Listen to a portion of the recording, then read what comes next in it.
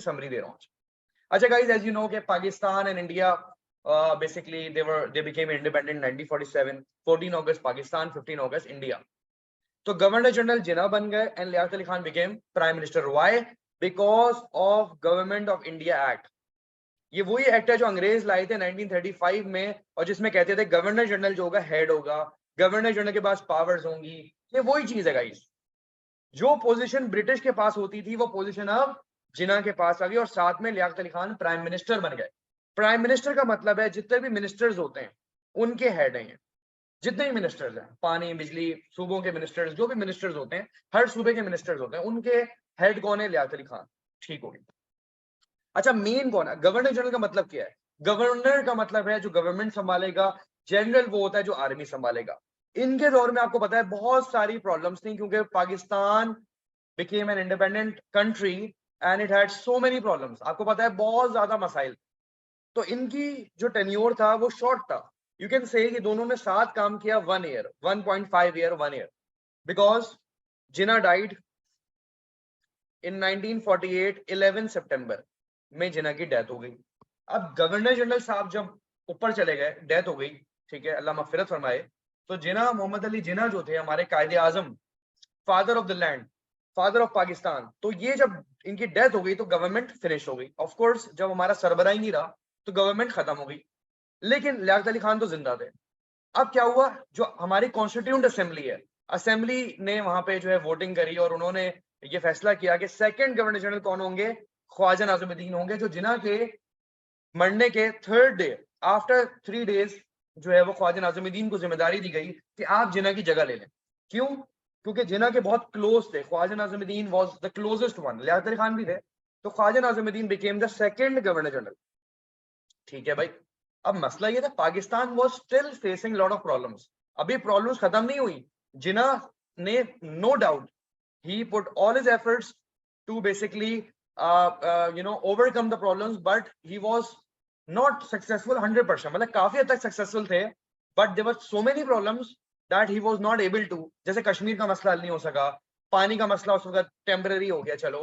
Refugee crisis बहुत बड़ा मसला था, वो हल किया उन्होंने, बट वो स्टिल मसले थे, प्रॉब्लम्स थे.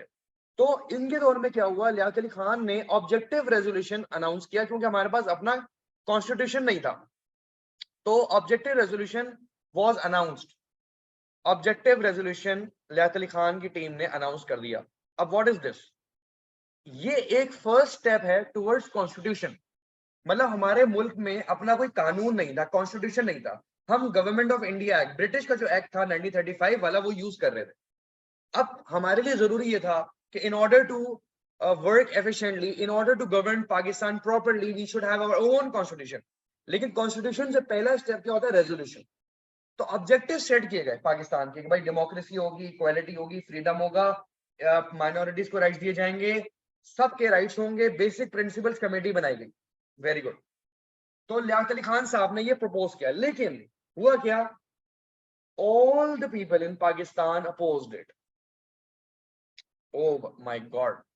मतलब इक्वालिटी की बात की थी, इवन ज्यादातर मसला किसने किया था? ईस्ट पाकिस्तानी जो थे, बंगालीज. बंगालीज ने कहा हमें बंगाली लैंग्वेज चाहिए, हमें मोर सीट्स चाहिए, हमें ज्यादा राइट्स चाहिए, हमें आर्मी में ज्यादा सीट चाहिए, हमें गवर्नमेंट में ज्यादा रोल चाहिए. बंगालीज कहते थे गवर्नर जनरल सारे वेस्ट पाकिस्तान से क्यों आते हैं, ईस्ट पाकिस्तान से क्यों नहीं आते?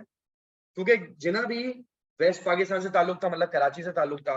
ख्वाजा नाज़िमुद्दीन भी. ये जो गवर्नर जनरल्स हैं ये ईस्ट पाकिस्तान से क्यों नहीं आते? जो बड़ी पोजीशंस हैं वो ईस्ट पाकिस्तान से क्यों नहीं है? आर्मी में लोग कम थे, बंगालीज कम थे, गवर्नमेंट्स में कम थे. वो इक्वालिटी पे बिलीव नहीं करते थे. Bengalis were basically 10 times more. जैसे हमसे हिंदू लोग ज्यादा थे ना, इसी तरह बंगालीज हमसे ज्यादा थे. ईस्ट पाकिस्तान की पॉपुलेशन ज्यादा थी. वो भी पाकिस्तानी भाई हैं, मुसलमान भाई हैं, लेकिन उनको ज्यादा सीटें चाहिए थी क्योंकि ज्यादा पॉपुलेशन है. कितनी ज्यादा थी मैं आपको बता दूं. पाकिस्तान जब आजाद हुआ था, खैर कोई एक ऑथेंटिक तो नहीं है सोर्स, लेकिन जो कहा जाता है, जो एग्जामिनर भी कहते हैं 70 मिलियन पॉपुलेशन थी पाकिस्तान की जब पाकिस्तान बना था 47 में. मतलब 30 मिलियन वेस्ट पाकिस्तान में थी और 40 मिलियन ईस्ट पाकिस्तान, मतलब बंगालीज थे. मतलब बांग्लादेश जो बन जाएगा बाद में, बंगालीज कितने से ज्यादा थे। अब वो कहते थे हम 10 टाइम इनसे ज्यादा हैं, हम इनसे 10% ज्यादा हैं, या जो भी समझ लो, तो हम 30 मिलियन है तो वो 40 मिलियन है या 50 मिलियन है। देखो ये एक्यूरेट नहीं है, आगे पीछे हो सकता है, क्योंकि किसी ने प्रॉपर्ली काउंटिंग नहीं की थी ना उस जमाने में, इतना नहीं था मामला। तो 40 मिलियन 50 मिलियन वो लोग थे बंगाली। तो वो कहते थे हमें ज्यादा सीट्स चाहिए, हमें मोर सीट चाहिए, हमारा पाकिस्तान का कैपिटल ढाका को बनाओ, ये भी उनका। वो कहते थे करेंसी, करेंसी जो है वो टका होना चाहिए, रुपया नहीं, टका। अब टके को आप मजाक में मत लेना, समझ गए होगे। मोर सीट्स, ठीक है। लैंग्वेज बंगाली होनी चाहिए ऑफिशियल लैंग्वेज पूरे पाकिस्तान, क्योंकि उनका कहना था हम ज्यादा हैं।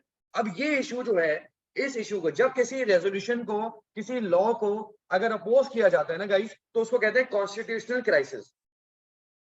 मतलब अभी कानून बन नहीं पाया, अभी कानून सेट करने के लिए ऑब्जेक्टिव सेट किए गए थे। क्या किए थे? सिर्फ ऑब्जेक्टिव सेट किए थे कि कानून अगर आएगा पाकिस्तान में तो उसकी जो बेसिक प्रिंसिपल्स होंगी, उसकी फाउंडेशन होगी, बुनियाद होगी, वो ऑब्जेक्टिव रेजोल्यूशन होगा, जिसमें कहा था इक्वालिटी होगी, फ्रीडम होगा। ये आज का टॉपिक है, आज हम करेंगे। तो उसको भी हम अवाम ने अपोज कर दिया। लियाकत अली खान इतने बड़े लीडर थे, इतने समझदार लीडर थे, कि उन्होंने इन चीजों को पॉजिटिवली लिया और सबको समझाया, कन्विंस करने की कोशिश की कि मैं और फर्दर कंसिडरेशन देखता हूं, मैं और देखता हूं कि बेहतरी क्या हो सकती है। इतना अच्छा लीडर था ये, इतने अच्छे लीडर थे। अब क्या हुआ, इनके दौर में भी army was not happy. Liaquat Ali Khan से आर्मी खुश नहीं थी, पाकिस्तान की गवर्नमेंट खुश नहीं थी, हमारे प्रोविंशियल पॉलिटिशियन खुश नहीं थे, हमारे उलमास खुश नहीं थे। क्यों? उलमास ने कहा कि पाकिस्तान को आपने शरीयत लॉ क्यों नहीं बनाया, जैसे सऊदिया में है कि हाथ काट दिए जाएंगे, और स्ट्रिक्ट इस्लामिक पॉलिसीज जो है वो क्यों नहीं बनाया। तो उलमास ने कहा कि सफिशिएंटली इस्लामिक नहीं है, इस्लामिक जो है वो पॉलिसीज नहीं लाया। अरे भाई, पॉलिसीज बिल्कुल लाएंगे, एक कानून बनने तो दीजिए। अभी कानून थोड़ी, objective resolution is not a law, ये फाउंडेशन है कि कल को जो कानून बनेगा, कल को कॉन्स्टिट्यूशन बनेगा, वो इस बेसिस पे होगा कि ये दुनिया के हर रिलीजन में ऐसी होता है कि फ्रीडम होगा, इक्वालिटी होगा, इस्लामिक प्रिंसिपल्स होंगे, जो भी मुसलमान। तो इन्होंने कहा था कि इस्लामिक प्रिंसिपल्स होंगे, लेकिन उलमा ने क्रिटिसाइज किया कि नहीं, शरीयत लॉ क्यों नहीं आपने लिखा। बड़ा मसला आया कि भाई मुल्क में पर्दा होना चाहिए। सारी इस्लामिक जो अहमदीज हैं वो भी खड़े हो गए। अहमदीज जो कादियानी होते हैं, जो नबी सल्लल्लाहु अलैहि वसल्लम पे शायद बिलीव नहीं करते आखिरी, तो उनको नॉन मुस्लिम कंसिडर करते हैं, तो वो लोग भी खड़े हो गए कि हमारा जिक्र क्यों नहीं है। तो इस्लामिक फोर्सेस जो थी उलमास की, उन्होंने बहुत प्रोटेस्ट किया। मतलब ये एंजल पर्सन है यार, लीडर, इतने बड़े लीडर को आर्मी ने, हमारी आर्मी भी ना खुश थी। क्यों? मैं किसी की बुराई नहीं कर रहा, I love my army, I love my country, but जो हुआ वो बता रहा हूँ कि army, Pakistani army was not happy because of two things. एक, हमारा चीफ ऑफ आर्मी स्टाफ कौन था? अंग्रेज था। आपको याद होगा, जिन्होंने अंग्रेज आर्मी ऑफिसर को हायर किया था ताकि हमारे 500 ऑफिसर्स जो ब्रिटिश के होंगे वो हमारी पाकिस्तानी आर्मी को ट्रेन करें। तो हमारे चीफ ऑफ आर्मी स्टाफ कौन थे? General chief of army staff Douglas Gracey थे। अब ब्रिटिश प्रेजेंट था, मतलब हमारे जो आर्मी ऑफिसर्स थे, उन्होंने प्लानिंग स्टार्ट कर दी। कौन सी? यार ये अभी तक अंग्रेज बैठा हुआ है हमारे सर पर, अभी तक हमारा जो आर्मी स्टाफ है अंग्रेज। अरे भाई, अंग्रेज एक एग्रीमेंट के तौर पे आया था, 3 से 4 साल का एग्रीमेंट था इसका। ये एग्रीमेंट मतलब ये कमिटेड था कि 3-4 साल में चला जाएगा, सिर्फ आपको ट्रेन करने के लिए आया। मतलब देखिए, वो हमें जिन्होंने ट्रेन करने के लिए आर्मी ऑफिसर्स ब्रिटिश के हायर किए थे, उस पर भी हमारी आर्मी ना खुश थी, नंबर 1। नंबर 2, आर्मी खुश क्यों नहीं थी? बिकॉज आर्मी के हमारे जो जनरल थे, ज्यादातर जो जनरल, हमारे जनरल अकबर खान थे, एक जनरल अकबर खान थे, उन्होंने कॉन्स्पिरेसी चलाई कि ख्वाजा नाजिमुद्दीन की गवर्नमेंट को हटा दिया जाए, खत्म कर दिया जाए। कुछ सोर्सेस कहती हैं कि इंडिया से मिले हुए थे हमारे army officer, general Akbar Khan, trader of Pakistan. क्या हुआ, वो चाहते थे कि गवर्नर जनरल के पास सारी पावर्स क्यों, क्योंकि गवर्नर जनरल जो था ना, वो आर्मी और गवर्नमेंट का हेड था। अब इस वक्त हेड कौन हुआ? असल हेड कौन हुए? ख्वाजा नाजिमुद्दीन हुए। तो आर्मी का जो जनरल्स थे, जो बड़े जनरल्स थे, वो लोग ना खुश थे कि गवर्नर जनरल ख्वाजा नाजिमुद्दीन के पास सारी पावर्स क्यों है आर्मी की, ये हेड क्यों है। तो उनको ये मसला था। मतलब हमारे जो लीडर्स हैं उनको रिस्पेक्ट नहीं की जा रही। मतलब आर्मी को अपना मकसद चाहिए, प्रोविंशियल पॉलिटिशियंस कह रही है सारी पावर ख्वाजा नाजिमुद्दीन के पास क्यों है। अरे भाई, ये बादशाह सलामत है, इनके पास नहीं होंगी तो किसके पास होगी। मतलब आप यकीन करें, पाकिस्तान ऑलरेडी फेस कर रहा था trouble, problems of Pakistan still solve नहीं हुई है, लेकिन हमने नए मसाइल शुरू आ गए। आज भी यही है, अगर आप देखें आज भी यही है कि हमारे जो मेजर मसले हैं उसके बारे में अब तो हल ही नहीं होता ना। वो तो है ही बुरे, लेकिन और मसले शुरू हो रहे हैं। सेम थिंग आज भी है कि हमने ख्वाजा नाज़िमुद्दीन को अपना लीडर माना ही नहीं, हमने लियाकत अली खान को सपोर्ट किया ही नहीं है, ना आर्मी ने, ना प्रोविंशियल पॉलिटिशियंस ने, ना ओलमाज ने, ना बंगालीज ने, ना पब्लिक ने। इतना ऑपोजिशन फेस किया बेचारों ने कि आपकी सोच है, मतलब हमारे यही आखिरी लोग थे गाइस, ये आखिरी लोग हैं, मैं सही बता रहा हूँ। ये जो लॉट थी ना ये वाली, ये आखिरी सिंसियर लोग थे। बाकी भी सिंसियर थे लेकिन अपने मफाद के लिए थे। यहां से लेकर यहां तक मैं समझता हूँ, बीइंग अ टीचर या बीइंग एन हिस्टोरियन, कि मुझे लगता है कि यहाँ से यहाँ तक, मतलब यहाँ से गुलाम मोहम्मद से यहाँ से लेकर यहाँ तक सब ने अपने एडवांटेज के लिए काम किया। क्या किया? अब आप बोलोगे सर अयूब खान तो अच्छा था, अब आप कहोगे जियाउल हक तो बहुत अच्छा था, सर मुशर्रफ तो बहुत अच्छा था। बेटा पॉलिटिकल एडवांटेज समझते हैं आप? मैं आपको समझाता हूँ आपको। गुलाम मोहम्मद के दौर में बदतरीन क्राइसिस आए, ड्राउट्स आए, या एग्रीकल्चर तबाह हो गया, खाने को नहीं है, there was no food in his time, and he blame, Ghulam Mohammad ने ख्वाजा नाज़िमुद्दीन को ब्लेम कर दिया। ये हमारे यहाँ ट्रेंड है पाकिस्तान में कि इमरान खान नवाज शरीफ को बुरा बोलता है, नवाज शरीफ जरदारी को बुरा बोलता है, जरदारी मुशर्रफ को बुरा बोलता है, मुशर्रफ नवाज शरीफ को बोलता है, नवाज शरीफ बेनजीर को कहती है, बेनजीर जियाउल हक को बुरा बोलती है कि उसके बाप को फांसी चढ़ाया था। ये हमारा ट्रेंड है, हम अपना ब्लेम एक्सेप्ट नहीं करते। यही आज भी होता है, ये पहले भी होता था बेटा। गुलाम मोहम्मद ने फूड शॉर्टेज का सारा ब्लेम डाल दिया ख्वाजा नाज़िमुद्दीन पर। क्या बात है भाई, बेहतरीन, सही है भाई, चलो ठीक है। गुलाम मोहम्मद के दौर में इन्होंने काम करना शुरू किया कॉन्स्टिट्यूशन पर, लेकिन he was not successful. Mohammad Ali Bogra बहुत अच्छा बंदा था, आप यकीन करें हमारे यहाँ प्राइम मिनिस्टर जो थे वो बिल्कुल बेहतरीन लोग थे, जितने भी प्राइम मिनिस्टर्स हैं बेहतरीन। आप खुद सोचो कि आज गवर्नर जनरल क्यों नहीं है, आज हमारे जो हेड होते हैं पाकिस्तान के वो प्राइम मिनिस्टर क्यों हैं? इसी वजह से गाइस कि हमारा जो प्राइम मिनिस्टर जो हेड बना वो सारे अच्छे थे, ज्यादातर प्राइम मिनिस्टर्स हमारे सक्सेसफुल रहे हैं। ठीक है, इवन हमारे जो गवर्नर जनरल गुलाम मोहम्मद है वो भी कामयाब नहीं रहे, फेलियर था। मैं आपको बताऊं कि गुलाम मोहम्मद और Sikandar Mirza was a complete failure. मैं आपको अगर बताऊं कि 90% फेलियर है इनकी गवर्नमेंट। क्या 90% फेलियर्स पड़ेंगे गुलाम मोहम्मद और सिकंदर मिर्जा, बदतरीन गवर्नमेंट। कितने साल पाकिस्तान को 1951 से लेकर 58 तक बेड़ा गर्क कर दिया, कंप्लीट फेलियर। क्या फेलियर? एग्जाम्पल देता हूं मैं। गुलाम मोहम्मद ने अपनी ईगो की खातिर, सिर्फ अपनी ईगो की खातिर गवर्नमेंट डिसॉल्व कर दी, असेंबली डिसॉल्व कर दी, गवर्नमेंट गिरा दी और फिर से एक नई गवर्नमेंट चूज कर ली। मतलब गवर्नमेंट ऐसी हो गई जैसे कपड़े बदल लो आप, ये हाल है। मजाक चल रहा है, मजाक चल रहा है।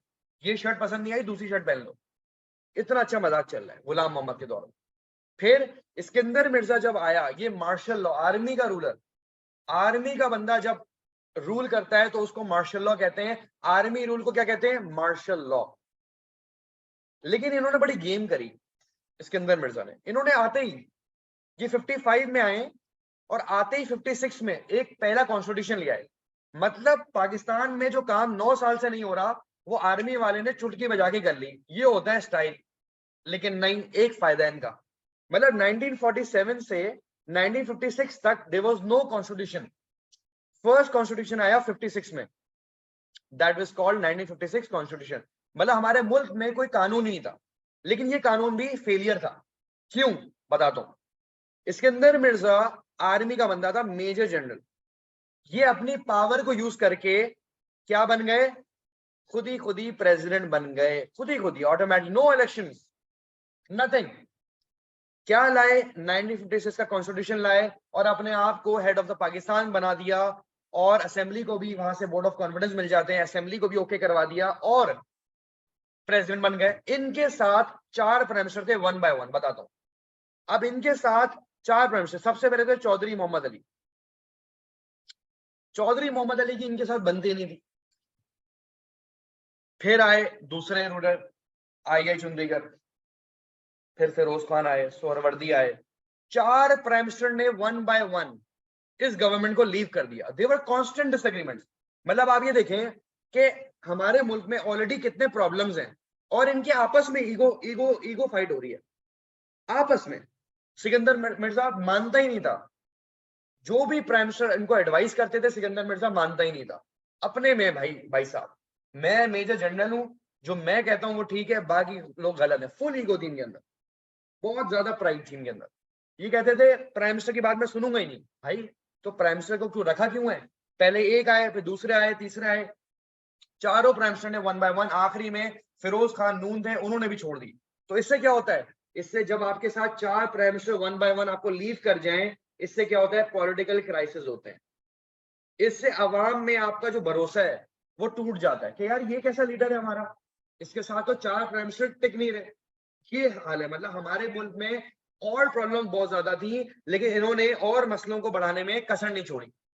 मतलब सिकंदर मिर्जा के टाइम में चार प्राइम मिनिस्टर सिकंदर मिर्जा को वन बाय वन आकर लीव कर गए, रिजाइन कर देते थे एक साल में। मतलब आप गवर्नमेंट देखें, 3 साल में चार, इन 3 years 4 prime minister left him. Can you imagine this?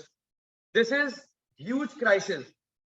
आप यकीन करें, हमारी गवर्नमेंट इतनी वीक थी, इतनी डिसएग्रीमेंट्स होते थे आपस में, वो मैं आपको बताऊंगा क्यों होते थे, सब बताऊंगा। अभी से मैं स्टोरी सुना रहा हूं आपको कि ये हाल हुआ है। और ये इतने ज्यादा आप समझ लें इररिस्पॉन्सिबल थे कि सिकंदर मिर्जा ने रिजाइन करा है। मतलब they don't care about Pakistan, you are resigning without election.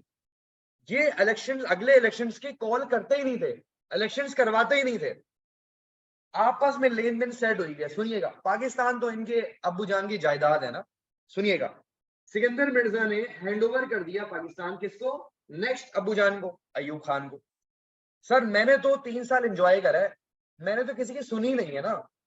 चार प्राइम मिनिस्टर क्या 40 प्राइम मिनिस्टर मर जाएं, मैंने सुननी नहीं है किसी की। जो मैं कहता हूं वो सही है। इन भाई साहब ने अयूब खान को हैंड ओवर कर दिया कि भाई मुझसे कंट्री नहीं चल रहा, अब तुम आ जाओ। क्या बात है भाई, एक के बाद by one get one free.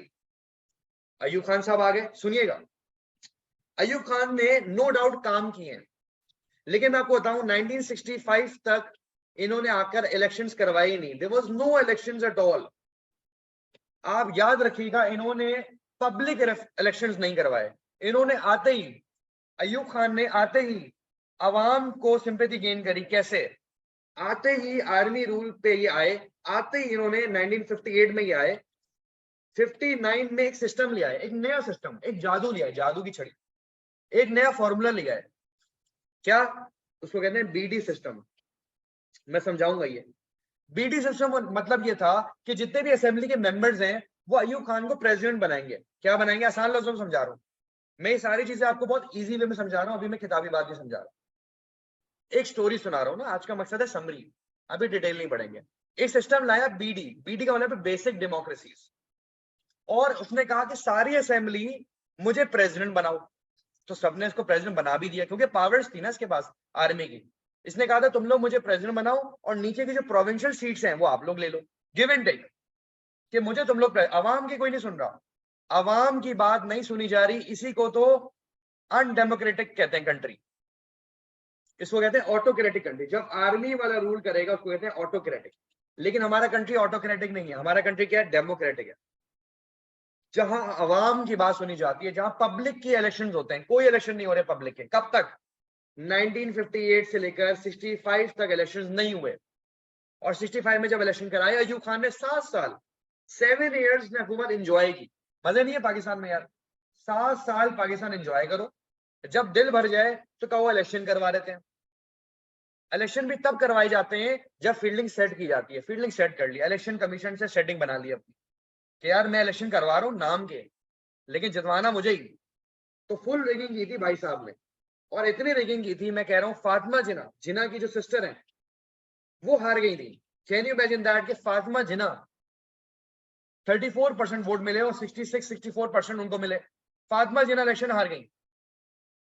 Fatima Jinnah lost and Ayub Khan won again. क्या बात है भाई! पहले 7 साल आर्मी की पावर यूज करके आप मुल्क को तबाह करो, उसके बाद इलेक्शन भी आप जीत जाओ, क्योंकि आप आर्मी के जनरल हो भाई। आपके साथ आगे हम बात नहीं कर सकते, आर्मी वाला इशारा करता है, बस याद रखेगा। जनरल साहब ना इशारा करते हैं, तो पंगा मत लीजिएगा कभी। तो अयूब खान साहब ने 7 साल बाद इलेक्शन कराया, फिर से जीत गया। रिगिंग, रिगिंग क्या होती है गाइस? रिगिंग का मतलब होता है चीटिंग इन इलेक्शन। इलेक्शन में चीट करना, पैसे खिला देना, अपनी पावर यूज करना, मिसमैनेजमेंट करना, अपने फेवर में वोटिंग वोट्स दिलवाना, ये रिगिंग कहलाती है। फिर सारी पॉलिटिकल पार्टीज अयूब के खिलाफ हो गई। 1965 में इलेक्शन हुए थे अयूब के, जो कि जीत गया था, और फिर 69 में इनकी गवर्नमेंट गिर गई थी। कैसे? इनके खिलाफ सारी पॉलिटिकल पार्टीज खिलाफ हो गई अयूब खान के खिलाफ, और अयूब खान के खिलाफ एक चीज स्टार्ट की थी, डीएसी। अभी समझ लो, डेमोक्रेटिक एक्शन कमेटी। क्या मतलब? ऑल दी पॉलिटिकल, तकरीबन 8-9 political parties join their hands against Ayub Khan, and Ayub Khan को रिजाइन करवा दिया गया। यस, अयूब खान ने अगेन प्रेशर में आके रिजाइन कर दिया। अब आप ये देखें, रिजाइन करना बुरी बात नहीं होता। मैं समझता हूं जो मुहिब्बे वतन होता है ना, वो रिजाइन का मतलब है we don't care about this country.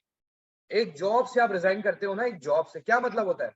अरे चलो दूसरी जॉब ढूंढ लेंगे, रिजाइन करता हूं मैं आज, ऐसे ही होता है ना। ऐसे ही होता है गाइस, ये कंपनी अच्छी नहीं है, मैं रिजाइन करता हूं, मैं दूसरी कंपनी में जा रहा हूं। गाइस, इनने रिजाइन किया, इनके रेजिग्नेशन से पता चलता है कि कितने डेडिकेटेड थे पाकिस्तान के, कितने ऑनेस्ट थे। मैं आपको बताता हूं, Ghulam Mohammad resigned, Sikandar Mirza resigned, Ayub Khan resigned, Yahya Khan resigned. Yahya Khan तो वो बंदा है, ये भी आर्मी का बंदा है माशाल्लाह। अयूब खान ने हैंडओवर दे दिया, याहिया खान। मजे ही आ रहे हैं भाई आर्मी वालों के, नो डाउट। अपना पाकिस्तान है, जो करने करो। आज पब्लिक भी यही करती है भाई, हमारा पाकिस्तान है, हम जो भी करें रोड पे खड़े होके। ऐसे ही है ना, आजादी है भाई, इंडिपेंडेंस है। तो भाई साहब, ये आर्मी वाले साहब आ गए, नंबर 1। नंबर 2 ये आर्मी हो गई, नंबर 3 ये हो गई, नंबर 4 ये आए, नंबर 4 ये रहे, नंबर 5 ये रहे। 5 आर्मी का टाइम है। हमारा कंट्री ऑटोक्रेटिक कंट्री नहीं है। जिन्होंने सख्त मना किया था कि आर्मी कभी भी गवर्नमेंट में दखलंदाजी नहीं करेगी, जिन्होंने सख्त अल्फाज में कहा था कि ये तुम गवर्नमेंट सर्वेंट हो, तुम ओबे करोगे पाकिस्तान का लॉ, कभी टेक ओवर नहीं करोगे। हमारा कंट्री डेमोक्रेटिक कंट्री है, यहाँ आर्मी रूल नहीं कर सकती। हमारे कंट्री में इलेक्शंस होंगे, इस्लाम में भी ऐसे ही होता है। इस्लाम में इलेक्शंस करवाए जाते हैं, क्या कहते हैं, कॉन्सेंसस। ठीक है, क्या कहलाता है इसको? सक्सेसर्स को नॉमिनेट किया जाता है, नॉमिनेट होंगे, इलेक्शंस होते हैं हमारे यहाँ। बिल्कुल। फिर क्या हुआ गाइस?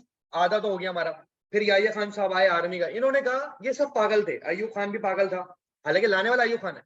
ये कह रहे हैं अयूब खान ही पागल था, सिकंदर मिर्जा ही बहुत बुरा था, गुलाम मोहम्मद तो बहुत ही बुरा था, और लियाकत अली खान शदीद बुरे थे। इन्होंने तो पता नहीं क्या किया। मतलब कैन यू इमेजिन दैट कि Yahya Khan came and he started quarrelling about other leaders कि तुम लोग बुरे थे, मैं अच्छा करूंगा। ये कह रहा है मैं डेमोक्रेसी लाऊंगा। भाई तुम तो खुद आर्मी के पावर से आए हो, तुम क्या डेमोक्रेसी लाओगे? तुम तो आगे बैठ गए हमारे सर पर। भाई शैतान भी क्या होता है? शैतान जो है वो हमारे सर पे आके बैठ जाता है, हावी हो जाता है। ये वही इश्यूज हैं गाइस। मार्शल लॉ का मतलब है शैतान हावी हो गया, ये मुल्क पे हावी हो गया, आप कुछ नहीं कर सकते। गवर्नमेंट डिसॉल्व हो जाती है, जब आर्मी आ जाती है तो सारी पॉलिटिक्स तबाह हो जाती है। याद रखिएगा, जब आर्मी आती है, देखो नो डाउट, मैं मानता हूं, मेरे अबू भी आर्मी मैन थे, ही वाज एन आर्मी। मैं कहता हूं कि हम लोग डिजर्व आर्मी को ही करते हैं, ये बात सही है। मैं अभी भी यही कहूंगा कि पाकिस्तानी पीपल डिजर्व आर्मी के डंडे पड़ेंगे, हम बिल्कुल सही हो जाएंगे। बाहर के मुल्क में जाते हैं, हमें पता है चलान हो जाएगा 1000 पाउंड का, तो भाई यहाँ पे सही सीधे तरीके से रहना। तो आर्मी भी जब आती है तो सीधा सीधा कर देती है मुल्क को। तो वो भी एक चीज होती है। लेकिन ये कि याहिया खान जब आया तो इसने आते ही इलेक्शन करवाए। क्या बात है, ये तो बहुत अच्छी बात है ना। 1970 में इलेक्शन करवा दिए। ओहो। लेकिन ये लॉस्ट इलेक्शंस, अल्लाह की करनी क्या हुई, इलेक्शंस हार गए। इलेक्शन याहिया हार गया और बंगाली जीत गए। मुजीबुर रहमान, बंगाली का जो लीडर था ईस्ट पाकिस्तान का, वो जीत गया। अब वो प्राइम मिनिस्टर बनेगा। अब मसला ये था कि अगर बंगाली प्राइम मिनिस्टर बन गया तो बंगाली लैंग्वेज होगी, मछली खानी पड़ेगी रोज, चिकन वगैरह खत्म हो जाएगी, बीफ वगैरह खत्म हो जाएगा, मजाक कर रहा हूँ। फिर आपको जो है वो उनके उनके लॉज फॉलो करने होंगे, उनके हीरोज के बारे में आप पढ़ोगे। इसका मतलब है उर्दू लैंग्वेज खत्म हो जाएगी। उर्दू लैंग्वेज सिर्फ एक जबान नहीं है, ये हमारा कल्चर है। कल्चर क्या? ससम खान, इलामा इकबाल, शिबली नुमानी, ये सारे जो हमारे मीर तकी मीर, हसन मुआरिफ, गालिब, ये सारे हीरोज, ये ऑथर्स, ये पोइट्स, ये खत्म हो जाएंगे हमारी हिस्ट्री से। इलामा इकबाल खत्म हो जाएंगे, नहीं कर सकते उनको खत्म। तो बंगाली लैंग्वेज नहीं हो सकती, क्योंकि जिना भी नहीं चाहते थे। बिल्कुल। फिर क्या हुआ? फिर वॉर हुई 1971 में, बांग्लादेश के साथ वॉर हुई। याहिया खान ने अटैक कर दिया किस पर? अपने ही पाकिस्तान पे। West Pakistan attack East Pakistan. ये गलती है, हम अपने लोगों पर वॉर नहीं कर सकते। अपने ही पड़ोसियों पर अपना मुल्क, ये भी पाकिस्तान था, वो भी पाकिस्तान था, लेकिन नो डाउट हालात खराब हो गए थे, ईस्ट पाकिस्तान में हालात खराब हो गए थे। बताऊंगा क्यों। तो याहिया खान को अटैक करना पड़ा और इसको कहते हैं ऑपरेशन सर्च लाइट। और हमने डे लाइट में मर्डर्स किए, स्लॉटरिंग किए, बंगालीज को कत्ल किया, बेड़ा गर्क कर दिया बहुत ज्यादा। सिविल वॉर कहते हैं इसको। क्या कहते हैं? सिविल वॉर होता है जब आपस में दो कम्युनिटीज एक ही मुल्क के अंदर लड़ रहे हैं। और इंडिया ने भी साथ दिया था बंगालियों का।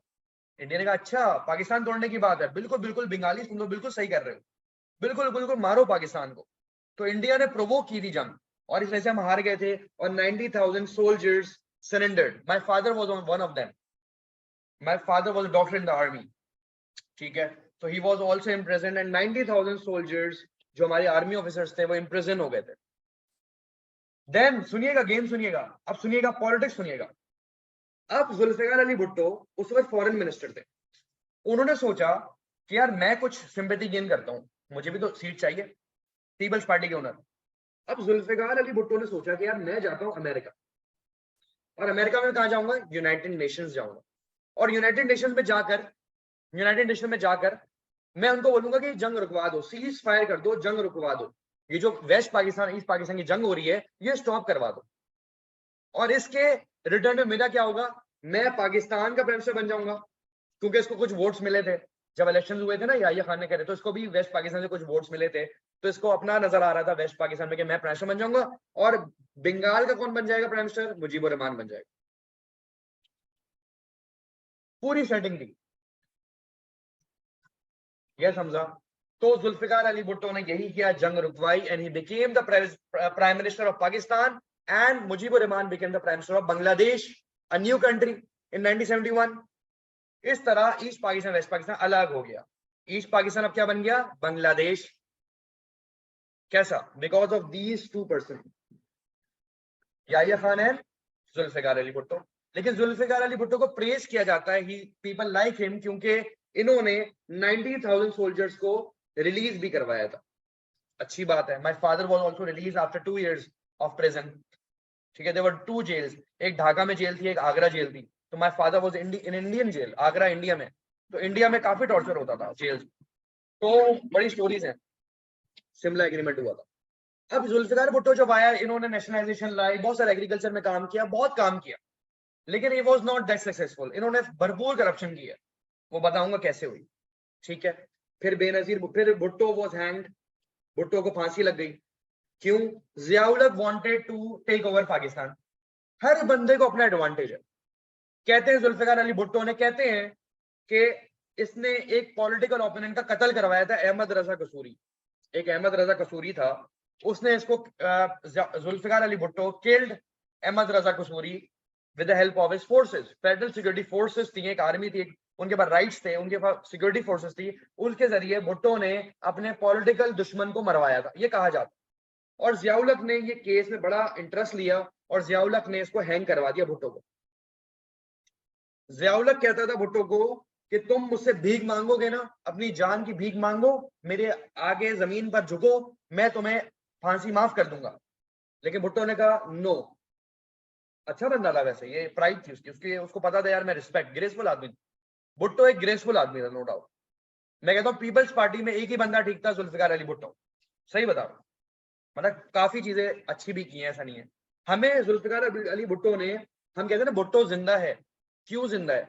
क्योंकि आज भी 1973 का कॉन्स्टिट्यूशन जिंदा है विद अमेंडमेंट्स। तो भुट्टो ने हमें एक सही कानून दिया जो आज भी चलता है, जिसमें प्राइम मिनिस्टर हेड होगा और प्रेसिडेंट उसको फॉलो करेगा। अब्बू जान कौन होंगे? Prime minister.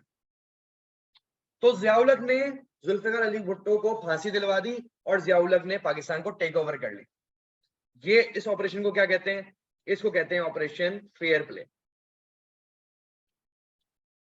अभी स्टिल बहुत सारे रिफॉर्म्स मैंने आपको पढ़ाने हैं, फॉरेन पॉलिसीज पढ़ानी है, इनकी डोमेस्टिक पॉलिसीज, फॉरेन पॉलिसी, सब कुछ डिस्कस होगा। आज मैं एक शॉर्ट आपको स्टोरी सुना रहा हूं कि क्या हुआ है। जियाउल हक का प्लेन क्रैश हो गया 1988 में। His plane crashed and he died. और ये अपने टेन्योर में इसने इस्लामाइजेशन लाया, इसने कुछ गवर्नमेंट पॉलिसी लाए, वुमेन को बड़ा ऑप्रेस किया, ठीक है, बहुत सारे मसले हुए और वुमेन को कहा कि तुम महरम के बगैर बाहर नहीं निकल सकते घर से, तो बड़ा मुश्किल हुआ। ठीक है, फिर जब क्रैश हुआ तो फिर से इलेक्शन हुए, Benazir Bhutto, a daughter of Zulfikar Ali Bhutto, Zulfikar Ali Bhutto की बेटी Benazir Bhutto became the prime minister और उसका गुलाम इसाक। अब सुनिएगा, इन चारों टेन्योर का एक समराइज वे में अगर मैं बताऊं कि इन चारों की गवर्नमेंट जल्दी जल्दी गिर गई। देखें, ये 2 साल में गिर गई, ये 3 साल में गिर गई, ये 3 साल में गिर गई, ये 3 साल में गिर गई। ये चारों गवर्नमेंट बहुत जल्दी जल्दी गिर गई। हालांकि गवर्नमेंट होती है 5 साल की, लेकिन 5 साल से पहले गवर्नमेंट गिर गई। क्यों? क्योंकि आपस में ही डिसएग्रीमेंट्स हैं। अरे मुल्क जाए कहीं पे, खत्म हो जाए मुल्क, इनको कोई परवाह नहीं, इन हमारे हुक्मरानों को। ठीक है, बेनजीर को एक सिंपैथी मिलती है कि भाई वो वुमेन थी तो भाई बहुत अच्छी होती हैं औरतें, तो ऐसा नहीं। उन्होंने भी अंडर हर अम्ब्रेला, जरदारी ने जितनी करप्शन की है वो बेनजीर के अम्ब्रेला में काम किया। बिल्कुल, ये किताबें, हर सारी किताबें कहती हैं, हमारे कोर्स में भी। तो बेनजीर ने हमेशा से प्रेसिडेंट के साथ डिसएग्रीमेंट्स रहे। क्यों? बेनजीर चाहती थी जरदारी अंदर ना जाए, अपना चीफ जस्टिस लाऊंगी, अपना जज लाऊंगी ताकि हमारे इशारों में चले, अपना चीफ ऑफ आर्मी स्टाफ लाऊंगी ताकि वो मार्शल लॉ ना लगा सके। अपने मफाद के लिए बेनजीर साहिबा ने गुलाम इसाक से फड्डा किया। फिर नवाज शरीफ ने भी ऐसे किया। नवाज शरीफ भी चाहता था कि अंदर ना हो जाए, ये जेल में ना चले जाए, तो अपनी मर्जी का जज साहब लाओ, अपनी मर्जी का आर्मी वाला लाओ। क्यों? ताकि आर्मी वाला मार्शल लॉ ना लगा ले और जज साहब इनको अंदर ना कर दें। इतनी बिल्डिंग सेट है। लेकिन सारे हमारे प्रेसिडेंट ये हाल है। गुलाम इसाक खान, मैं कहूंगा हीरो था, लवली पर्सन। इन्होंने, गुलाम इसाक ने इसकी हुकूमत गिराई बेनजीर की, गुलाम इसाक ने नवाज शरीफ की हुकूमत गिरा दी। बेहतरीन बंदा है, इस बंदे को सलाम है कि इसने इनकी गवर्नमेंट कंटिन्यू नहीं रखने दी। Very good Ishaq Khan, perfect बंदा है। ठीक है, इसी तरह बेनजीर का जो बंदा आया, उस फारूक अहमद लगारी ने भी बेनजीर की गवर्नमेंट गिरा दी। कैसे गिराते हैं वो बताऊंगा। नवाज शरीफ की हुकूमत भी गिर गई। कैसे? मुशर्रफ फिर आर्मी मैन आ गया। मुशर्रफ ने देखा कि यार बार बार ये हुकूमतें गिर रही हैं, तो मुशर्रफ ने कहा मैं ही आ जाता हूँ फिर। ठीक है, तो Musharraf took over because number 1 reason है कि मुशर्रफ ने फिर से माशाल्लाह क्यों लगाया, because of so much corruption. ये तो एक रीजन आज बता रहा हूँ, but we will do more reason. ठीक है, we will do that. Thank you so much. This was a short, summary for you about this. So you'll get this recording.